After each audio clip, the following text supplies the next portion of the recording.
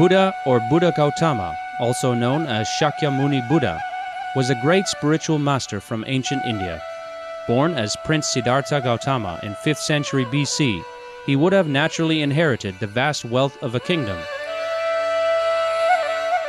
However, the prince one day left the palace life in search of spiritual knowledge. After years of contemplative seeking, the Buddha attained enlightenment under the Bodhi tree.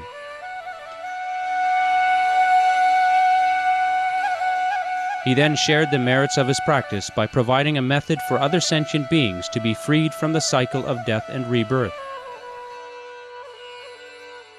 The rich treasury of Buddha's spiritual teachings on universal truths are studied and revered to this day for their deep wisdom and compassion. Today we would like to share with you the sage teachings of the Buddha, the Diamond Sutra.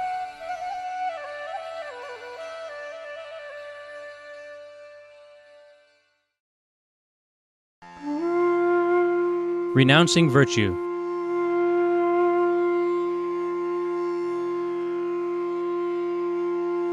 A bodhisattva or spiritual practitioner who is attached to conceptions and perceptions and who renounces virtue is like a man groping in the dark. A bodhisattva or spiritual practitioner who is free from conceptions and perceptions and who renounces virtue is like a man whose eyes see all things clearly in the bright morning sun.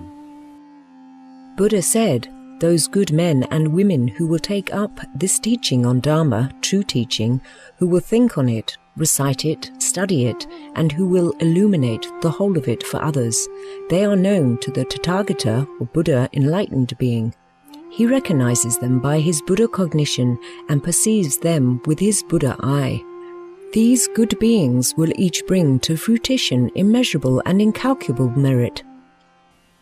I recollect through my Buddha cognition, Subhuti, that in the remote past, aeons before the Supremely Enlightened One, I faultlessly served millions of Buddhas or enlightened beings throughout incalculable ages.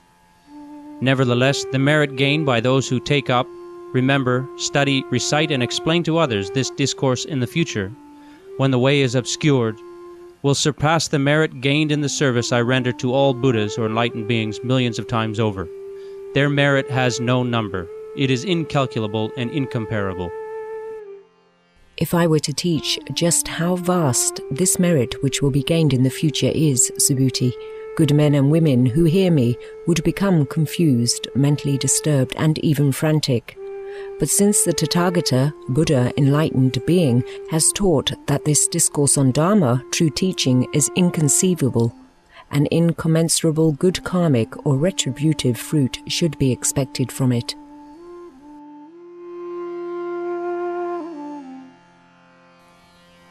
Lead all beings to nirvana too.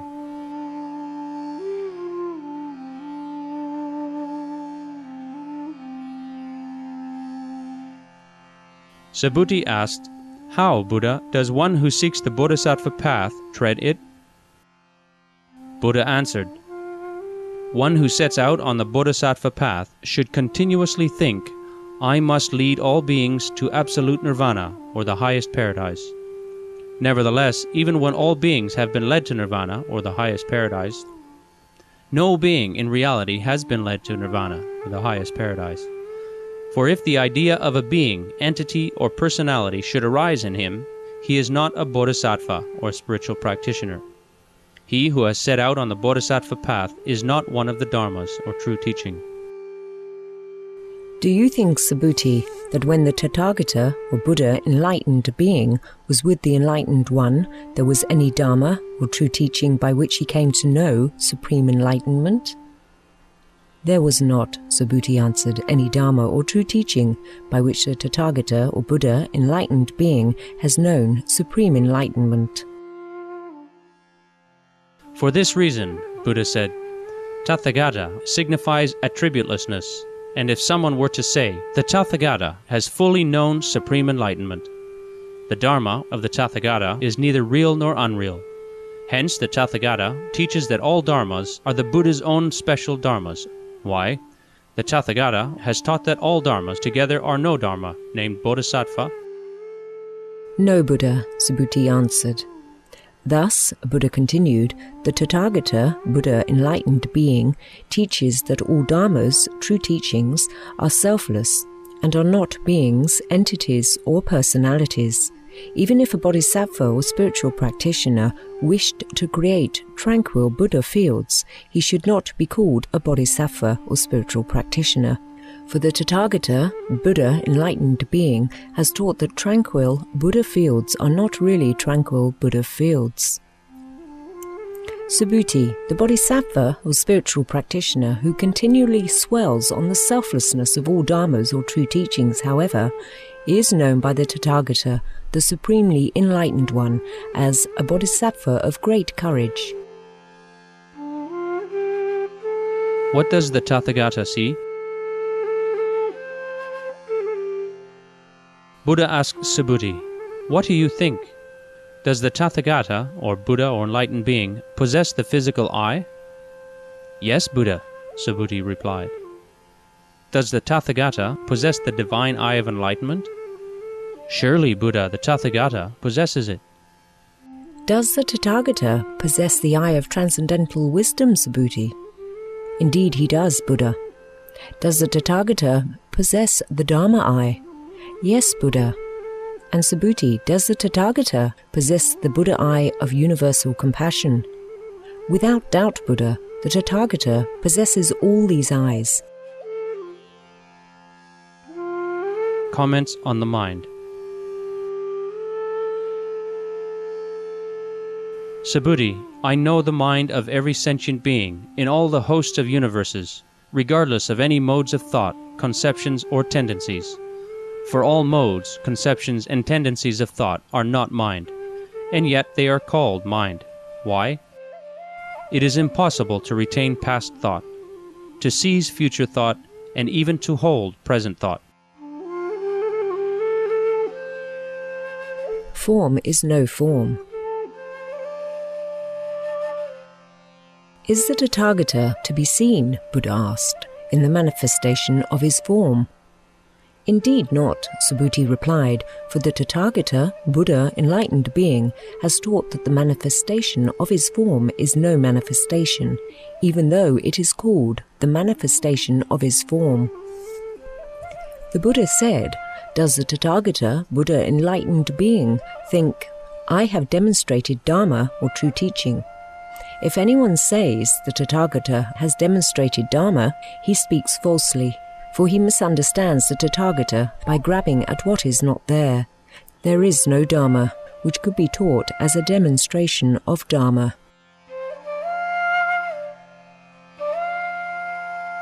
Being is non-being.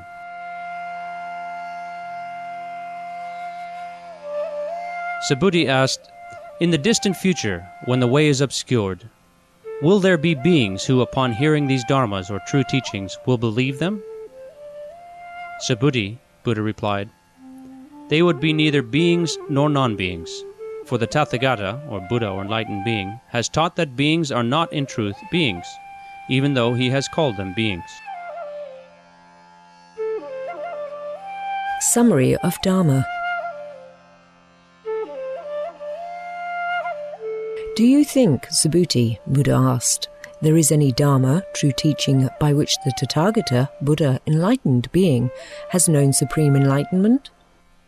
There is no such Dharma, Buddha.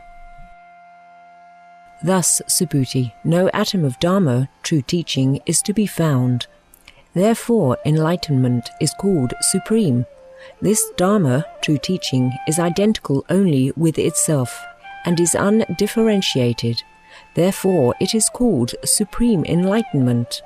Being unique and undifferentiated because of the absence of a self, entity, or personality, this supreme enlightenment is known as the collectivity of all good dharmas.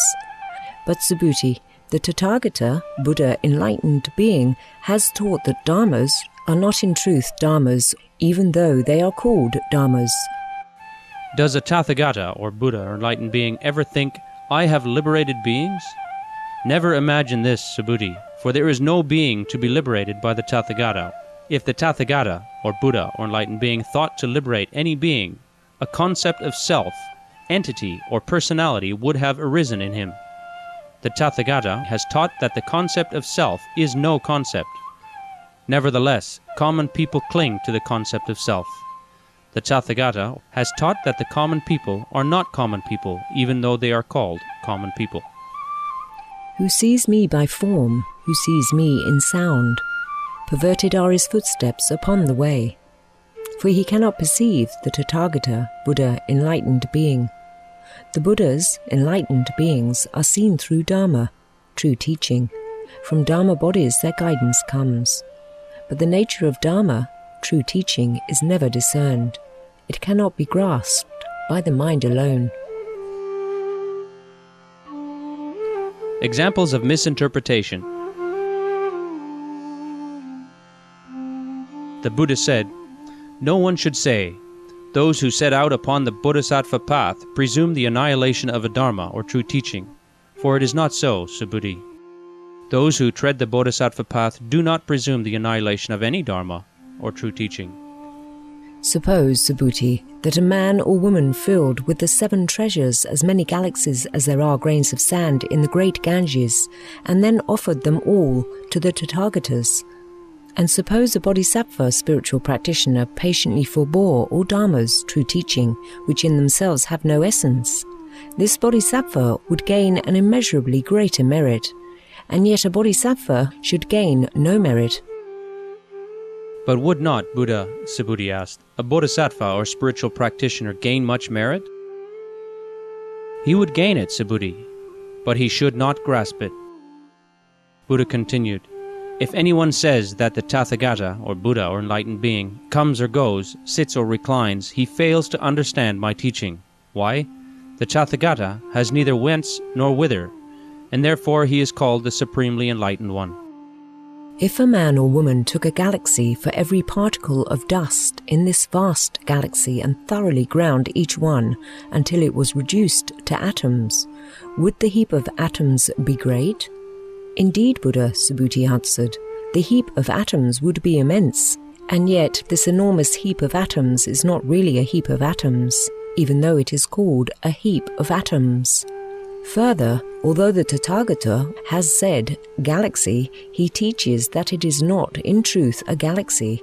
For Buddha, if there were in truth a galaxy, it would be a material object to be seized upon, and the Tathagata, or Buddha enlightened being, has taught that there is no seizing at all. Indeed, Subhuti, Buddha said, this seizing upon a material object is a convention of language, an expression devoid of real content. It is neither Dharma, true teaching, or Adharma, or irreligion or lack of dutifulness, even though ordinary people have seized upon it foolishly. Suppose, Subhuti, that someone said that the Tathagata, or Buddha or enlightened being, has taught a conception of a self, an entity or personality. Would he be right? Subhuti answered, "Not at all, Buddha. That which the Tathagata has called a conception of self is no conception." Therefore, Subhuti, Buddha said, one who has set out on the Bodhisattva path should know all Dharma or true teaching and view them intently. Yet he should know them and view them in a way which does not give rise to a perception of any Dharma or true teaching. Why? The Tathagata has taught the perception of a Dharma is no perception, even though it is called perception of a Dharma.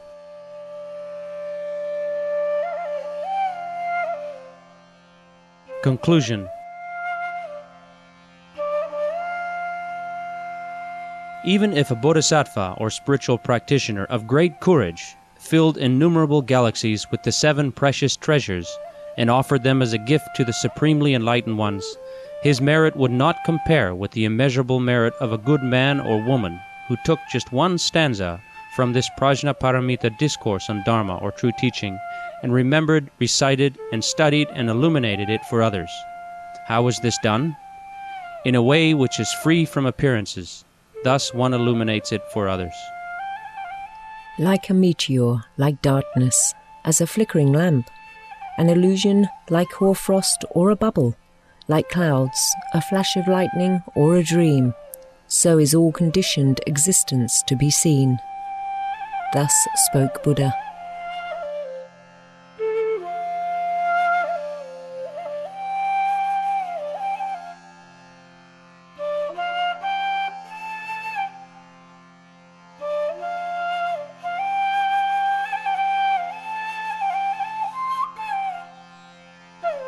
Thank you for your enlightened presence for today's episode of Between Master and Disciples.